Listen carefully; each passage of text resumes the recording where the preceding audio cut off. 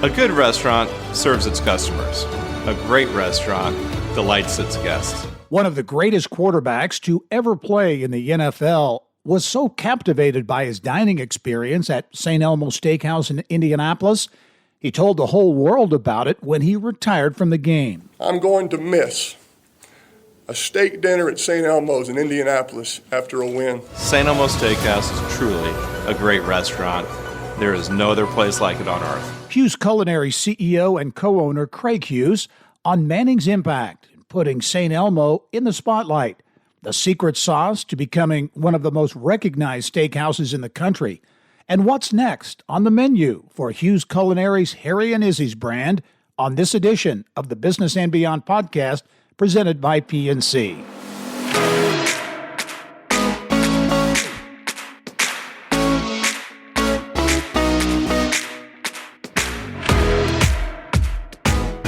I'm really pleased to be joined on the podcast this week by Craig Huse. Craig is the co-owner and CEO of Huse Culinary, the owner, the operator of the iconic St. Elmo in downtown Indianapolis, but also an expanding portfolio of Harry and Izzy's, 1933 Lounge, the HC Tavern and Kitchen, a really high-end restaurant group. Craig, how are you? I'm great, Gary. Thanks. Glad to be with you today. Yeah. Hey, I've got to mention this, as we are taping this podcast, the NFL Combine is about to, pardon the pun, kick off in downtown Indianapolis. And, you go downtown during the Combine and it's a who's who of NFL owners and general managers and coaches, and no better place to see people than St. Elmo. How do you get ready? Do you have to do anything special to prepare for the Combine? Well, we've been doing it a long time, so our team, with very little turnover in our management ranks and file, look forward to the Combine each year, and it's you can only be so busy. When all the seats are full, we've got a limited inventory, but the days start a little bit earlier. They last longer into the evening.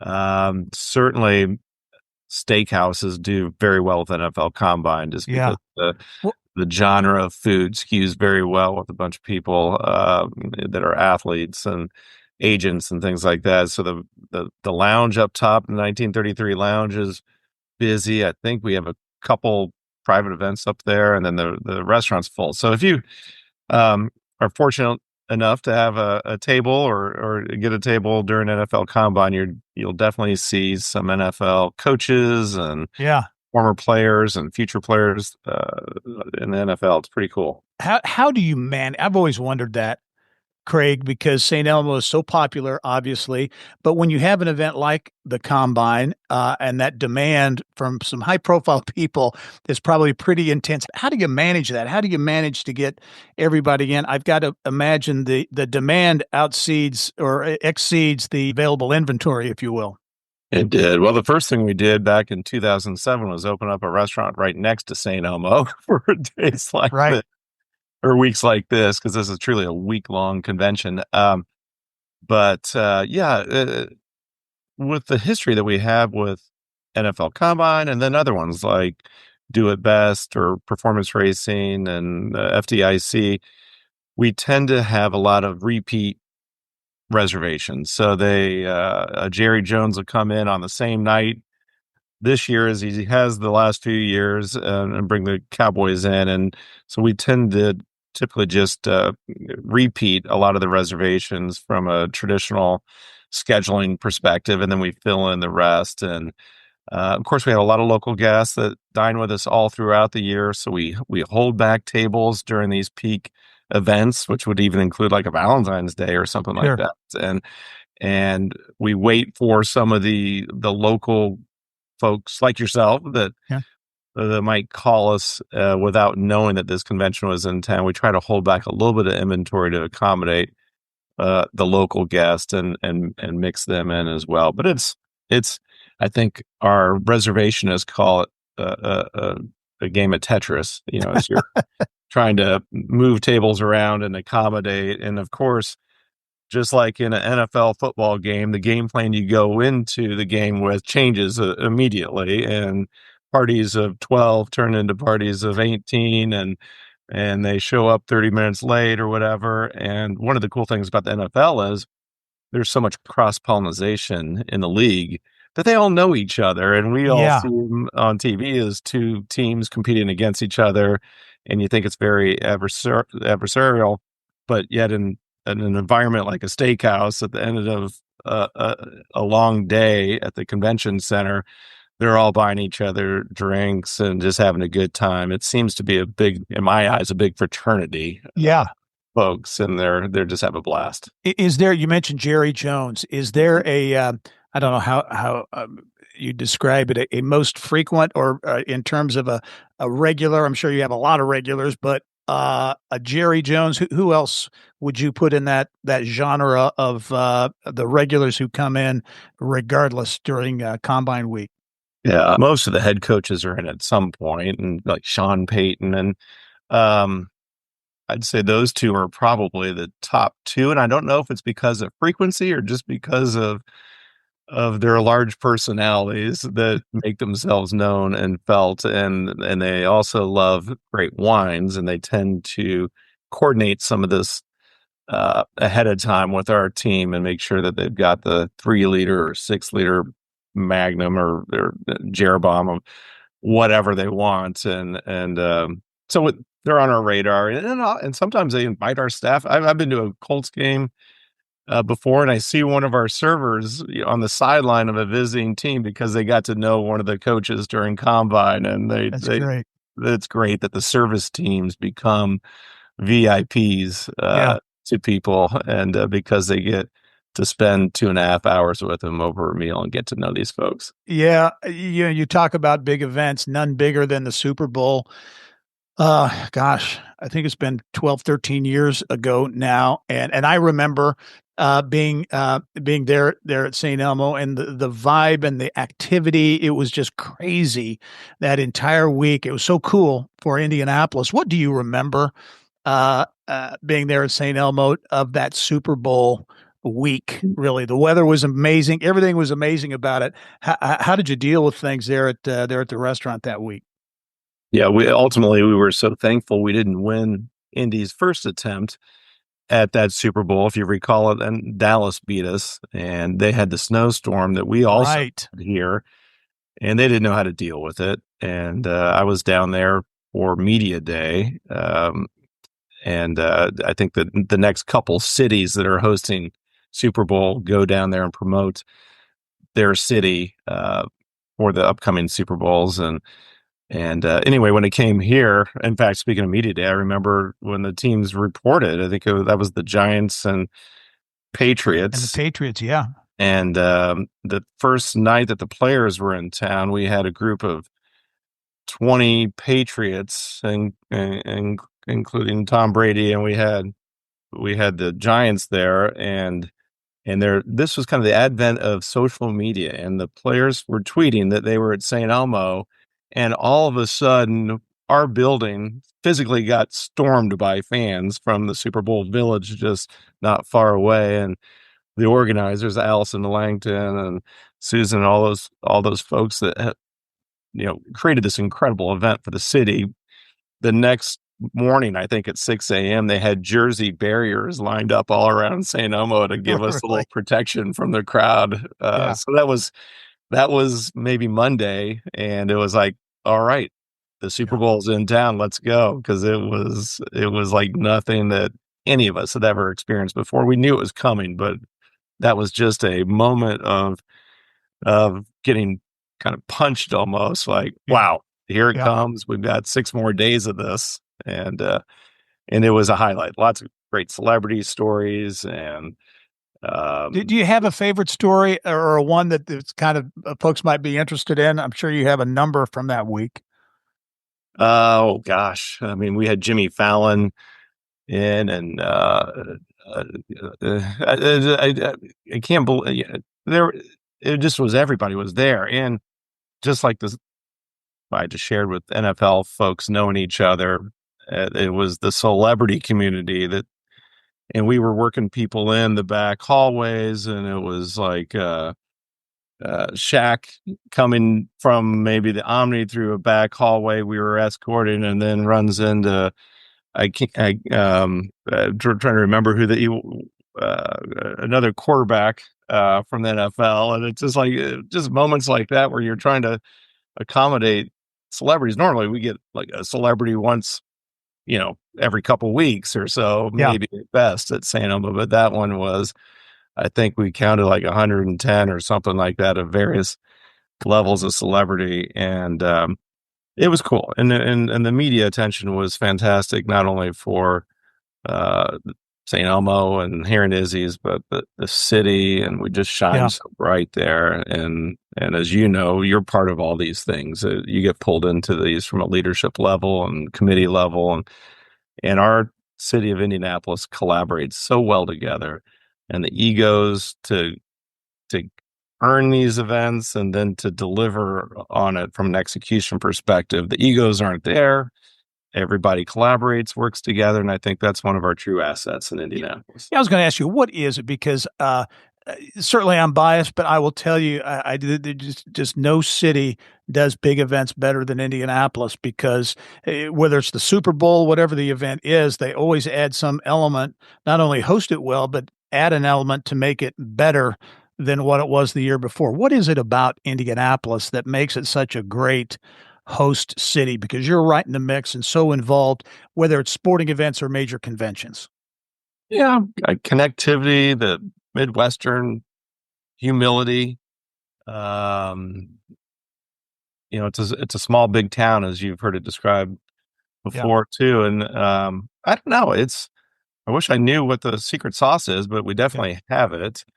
And I'm excited to see a lot of this new development coming with the convention center and the Signia Hilton Hotel and Shinola and the Intercontinental and all these new investments that will come in and be able to accommodate more of these events too. I mean, I think we have it in the ACES for the people, the volunteer groups, because we have so many of them. We're all the city led by Visit Indy and all the other organizations to pull these things off are there. But now, every time 10 years passes, it seems like here we grow again. And in order to retain groups like NFL Combine or performance racing, some of the ones we've talked about, we've got to grow with them. And the city's done a great job of growing alongside these conventions to retain them.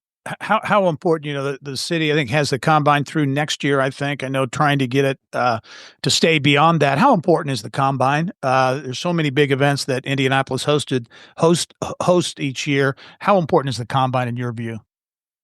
Well, it generates a ton of tax revenue, that's for sure. And I think a lot of people in the city take that for granted, that maybe don't get downtown or work downtown and see that the physical surge that happens and generates all this extra sales tax income and room revenue income and creates amenities that we get to use throughout the year. If it's restaurants that wouldn't be here from work for these groups or whatever, there's so many amenities created and sustained through these groups.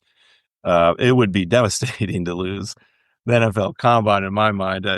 We had a off week last week, and gosh darn it, we didn't have that NBA All-Star game this year.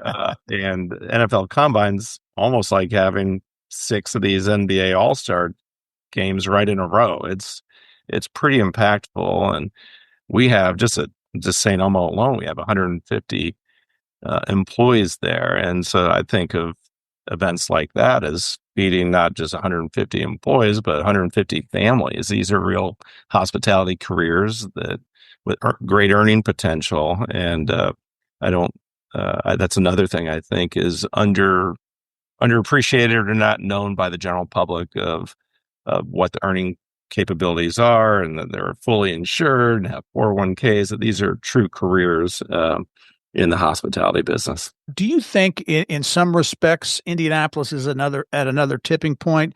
You mentioned all of the hotel projects, Circle Center with the remake there, Elanco and the new corporate headquarters along the White River. There are so many projects that are either, underway or will be soon. built several $billion in investment. Is this kind of that next big wave for Indianapolis? What do you see happening over the next 10 years because of this development? Yeah, I mean, it. I, all these investments are going to come into town over like you said, over the course of 10 years in multiple phases, and we need it. I think Indianapolis needs that. I think every downtown got knocked down from COVID to some level, and fortunately, Indianapolis recovered, I believe, and quicker than many other metro areas. And a good part of that recovery was our Visit Indy team that was luring other conventions from Chicago's and other cities, and sporting events and the concerts and things that kind of came back online quicker. The NCAA tournament that we hosted in its entirety here in Indianapolis, and so that kept the vibrancy and the foot traffic here in Indianapolis. But outside of those events, I feel like we've got some opportunity to reinvest and recreate that vibrancy that you see up in Carmel or in Bottle Works, and we need to get that back in the central business district. So I'm excited about the next few years. We're right in the middle of this for the second time. I think when the mall got built and opened in 1984 or 94 95, I think. Yeah. 95. Yeah. It was just the Canterbury Hotel in St. Elmo and a big hole all around us prior to that. That's right. And here we go again. We're pulling off some of pulling out that playbook again, actually, with Hendrix. And that's going to create some opportunity for our businesses to redefine themselves that we're excited about. We were on the cusp of a remodel at St. Elmo and some things at Harry and Dizzy's. And so once Hendrix announced their investment in the Circle Center development, which is, I think everybody agrees, is the best investor for this, that's capable and has a track record for this. It's going to create some great opportunities for us to get back up to speed with our buildings. We're in a 130-year-old building, and so every so often we've got to give it some love and attention. Just like anybody does. And we were just on the cusp of that because the last time was 2011 for the 1933 lounge expansion. And before that, it was 1998.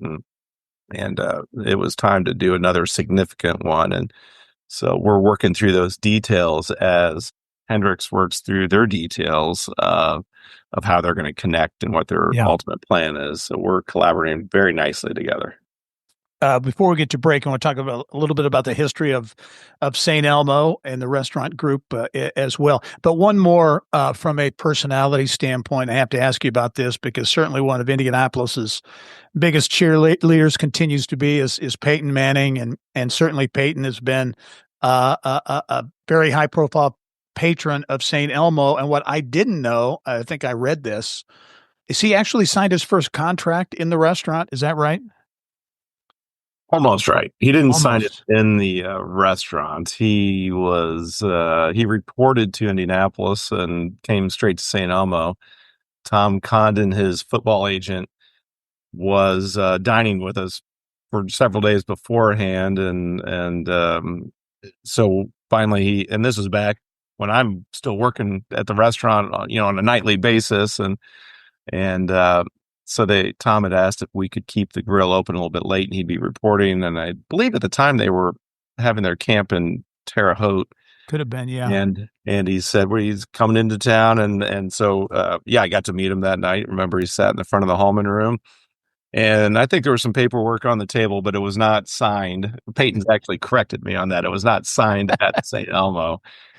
But he's been a good friend of the restaurant. And he mentioned St. Elmo in his retirement speech when he retired from professional football, and how he'd miss, things like dining at St. Elmo after a game, and which he would like most every game he'd come in, right? Yeah. Oh yeah. He'd on away games, oftentimes he would be at Harry and Dizzy's. If it was a 1:00 game in Nashville or Jacksonville, he could get back and have dinner at Harry and Dizzy's, which he's an investor in. And then St. Elmo was usually the post-game stop and be in the wine cellar. We eventually kind of got him into the wine cellar as his popularity grew, and he'd have some privacy. And he said, I'd come here after every single game if you could just put a TV in here so I could watch some of the later NFL games. So that's why there's a television set in the wine cellar, is because of Peyton Manning. Oftentimes people call it the Peyton Manning room. I like it. He was so synonymous with it. That's good. Much more ahead with Craig Huse. We'll talk about his background, growing up and getting into the restaurant business, and the growing footprint that Huse Culinary continues to have. Those stories, those storylines, and much more with the Business and Beyond podcast returns. PNC Bank knows banking should be boring. If it wasn't, bankers might sound like movie trailers. In a world with banks, a woman walks in, ready to risk it all. I just want to open a savings account. Or you could do that. Drama is good for movie trailers, not banks. That's why PNC Bank takes a boring approach to your money, so you can live a happily fulfilled life. PNC Bank, brilliantly boring since 1865. PNC Bank National Association, member FDIC. Brilliantly boring is a service mark of the PNC Financial Services Group, Inc. And welcome back to the Business and Beyond podcast presented by PNC. My guest this week is Craig Huse. Craig is the co-owner, the CEO of Huse Culinary, the owner, the operator of the iconic St. Elmo restaurant in downtown Indianapolis, but also Harry and Izzy's 1933 Lounge, the HC Tavern and Kitchen, a growing portfolio of high-end restaurants. And Craig, you thinking back, because St. Elmo's roots go all the way back to the early 1900s, I think 1902. But your dad bought the restaurant and when it came into the picture in 1986? Correct. And so that's right after. What led to that purchase? Your dad was a restaurateur, Noble Romans, Mustards. There are a number of restaurants that he was involved with. How did that purchase come about? That was just a couple of years after the Colts arrived, right? It was, yeah, exactly. I think just the year after that or two. Yes.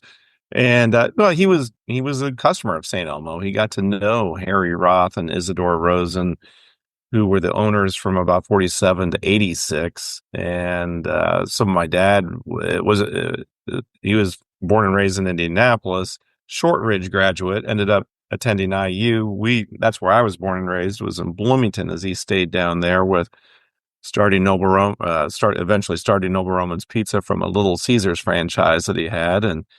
And then he had some Arby's, and he was more quick service then than today. But he was in Indianapolis because the bank was in Indianapolis, the law firm was in Indianapolis, and so many times he dined with Harry and Izzy at St. Elmo, and got to know them. They were, I believe, in their early 70s and did not have family that was interested in carrying on the legacy, and so he got the opportunity to buy it. And that was right when he had left Noble Romans and sold a lot of his shares of Noble Romans, which was a public company at the time.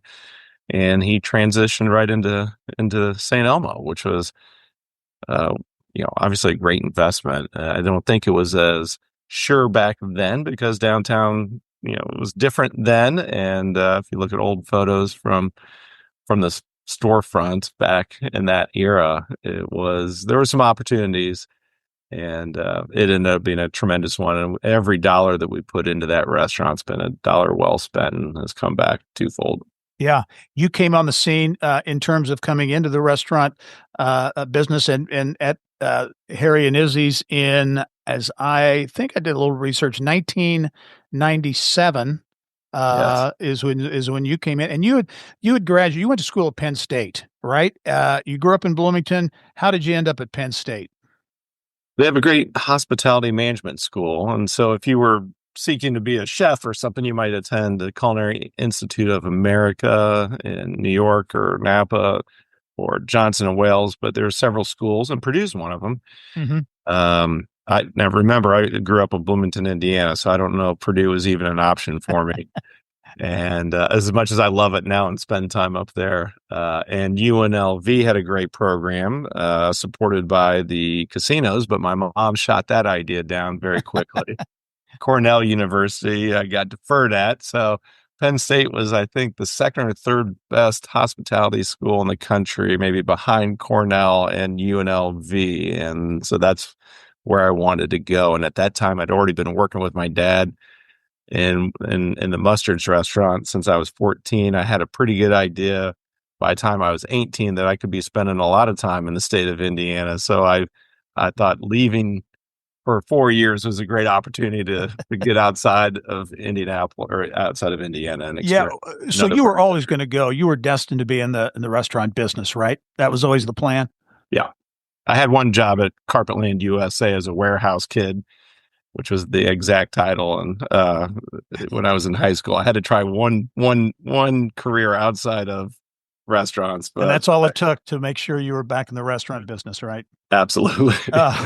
What you think about it, you came on board in 97, and I think it was about 10 years or so later that the expansion began, right? Because you had St. Elmo's, but then there was Harry and Izzy's, and that talk about that and that thought process, because I remember when it was announced, I thought, oh wow, that's interesting, because you've got the iconic St. Elmo, but now they're branching out into Harry and Izzy's and starting that expansion. What was the thought process back then in terms of expanding the brand, if you will? Well, we always want to provide a little growth opportunity, and intentionally and slowly. And I think we've been very methodical about it. If you look at that length of time between my joining the company in 97 to now. But I saw, in fact, what inspired me is the Gibson Steakhouse in Chicago that is on Rush Street there. Yep. And they own the restaurant Hugo's Frog Bar next to it. And I thought, that's really cool that they have this classic, very successful steakhouse, Gibson's, with a similar American Grill restaurant next to it. And I thought, gosh, that makes sense. And because at the time I was actually we looked at Clay Terrace, which was coming online at that time, and a couple other locations, but zeroed back in right next to St. Elmo, and that was Simon. And I thought, gosh, if we don't open next to St. Elmo, someone will eventually, and why wouldn't you? So that was the thought. And also, we've always wanted to do other items on St. Elmo's menu, and that menu has evolved more than most people would recognize, but we've done it very slowly. And Harry and Izzy's was that way to add these ideas and some menu diversity and different price points without changing St. Elmo. Because believe me, my dad, Steve, and myself heard so many people say, whatever you do, do not change anything about St. Elmo. And right. And we've changed a lot, but we like to keep it very subtle. And so it's really lifting up the guest experience without someone noticing that we've made some changes to keep it relevant. And we don't want to become your grandparents' steakhouse. And so you have to make some changes and improvements to it. And we've done that over the years with the addition of the 33 Lounge and different remodels, a future remodel coming up, some we embrace technology. We were the first restaurant in Indiana to have open table. So we try to do that. But Harry and Izzy's was just a great way to grow and provide opportunity. And that's what we continue to do very slowly and intentionally, trying to be successful and methodical with that growth. But that helps us attract great people that have an opportunity to grow in the company. What is, and I'm sure you've been asked this a number of times, sometimes I think this question is unfair, but what's the key in your view to a great steakhouse? And you talk about people. I know from being there, you got a lot of people who've been there for a lot of years in terms of employees. So difficult to keep workers certainly these days. But in your view, what's been the key to success at St. Elmo, but also the additional brands and restaurants you've opened up?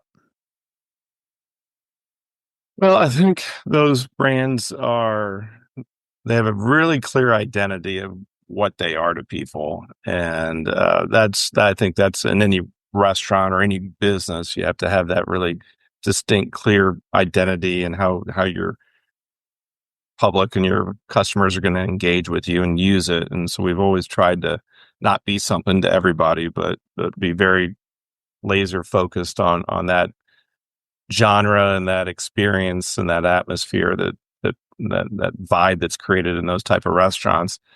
And of course, we let the staff shine too at all of our restaurants too. We try not to keep them. We try not to script them.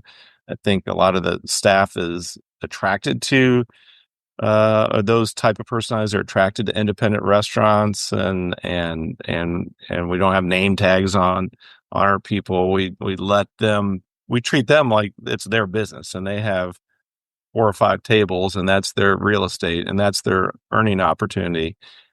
And so if you can have, you can kind of create something that's attractive to the guest and attractive to the team, it just becomes a circular reference of a successful equation there. And, I don't know. We've been very fortunate. We've been supported tremendously by Indianapolis and just not only with the events, but with the local community. And we live here and we know it and we embrace it and we try to give back as best we can.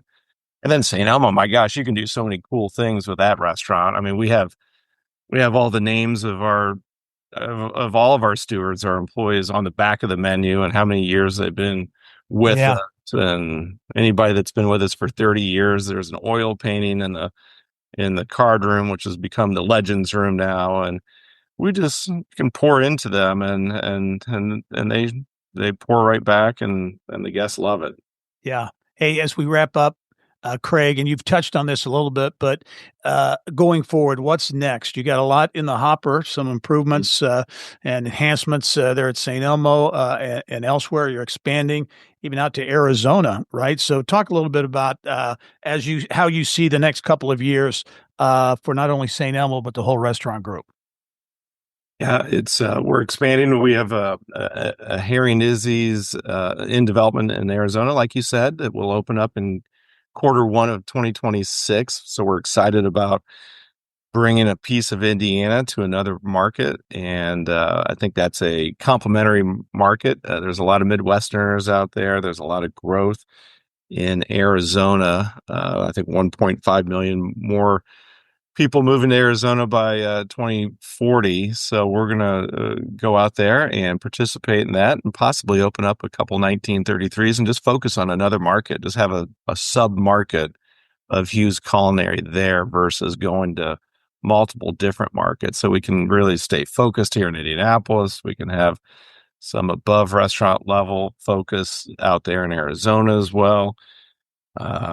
We have a 1933 Lounge by St. Elmo and Carmel opening up on Rangeline Road just in a month. And I think the same week, unfortunately, due to construction schedules, we have the 1933 and HC Tavern kind of combo unit opening up at Indianapolis International Airport as well, where the Champs, former Champs site, which is the exact same location as the Harry and Izzy's, just on the other concourse. And so those are some things, as well as our spirits business is continuing to grow. We have a Barkeep vodka that. Yeah, you've jumped into other areas that have gone very well. Yeah, we're growing our food products like cocktail sauce and steak seasoning and things are in about, I think, 35 states now. And that's been a great growth vehicle for us. And it's a great marketing opportunity for us to have our name in other areas, just like Ken's Steakhouse. I mean, I don't know where Ken's Steakhouse is. There is one, but the salad dressing is a lot more famous. I think our restaurant's going to continue to be more famous than our food condiments are, but it's been a nice way to diversify our business and continue to create opportunities and growth here, as well as spirits. We have a relationship with True Essence Foods, Matt Rubin here in town, that has a patented process to do some flavor balancing, and they've taken that technology and that patent to alcohol. We're the kind of the lead spirits company working with them on that. So Barkeep Vodka just scored 94 in Wine Enthusiast magazine. And because of this process, I think that can at a molecular level flavor balance and take maybe some of the off-putting notes that alcohol can create and mellow them out. And so when people want a vodka, they want a super clean and smooth vodka.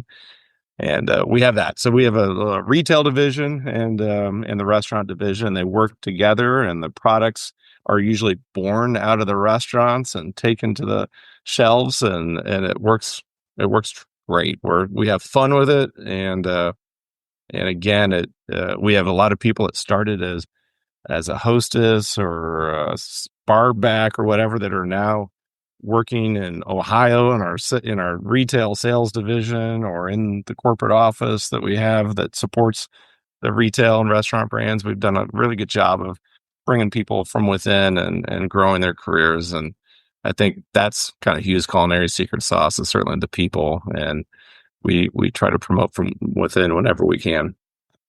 Well, certainly, Craig, when you ask people about Indianapolis, Indianapolis Motor Speedway, maybe the Colts and Pacers come to mind. St. Elmo is another name that comes to mind, certainly. And the work that you and your dad and your entire team have done there at Huse Culinary continues to have a huge impact on Indianapolis and Indiana. Really appreciate you taking the time to chat, and look forward to seeing you soon. Thanks, Gary. We'll see you at the table. All right, looking forward to it. And thank you for joining us on this episode of the Business and Beyond podcast presented by PNC. We're a weekly conversation with achievers in business, sports, academics, entertainment, and beyond. And you can listen to all of our episodes and get Indiana business news 24/7. All you have to do is go to InsideIndianaBusiness.com. I'm Gary Dick. Thanks for joining us. We'll see you next time.